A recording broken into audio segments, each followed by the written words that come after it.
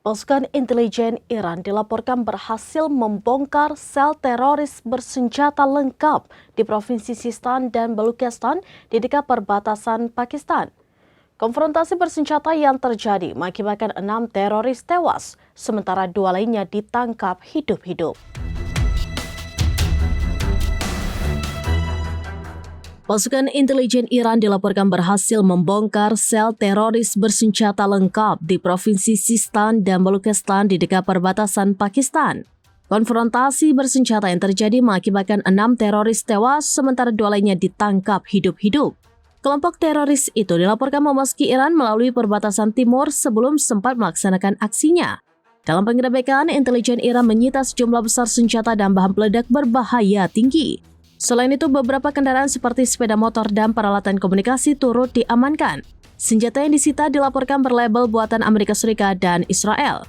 Dikutip dari Al-Mayadin, puluhan geng teroris dilengkapi perlengkapan canggih berkelas militer. Sementara itu, 3 personel Iran termasuk 2 perwira intelijen dan 1 perwira polisi dikabarkan mengalami luka parah. Sumber intelijen Iran menilai para teroris berencana menyerang fasilitas nuklir di timur Teheran.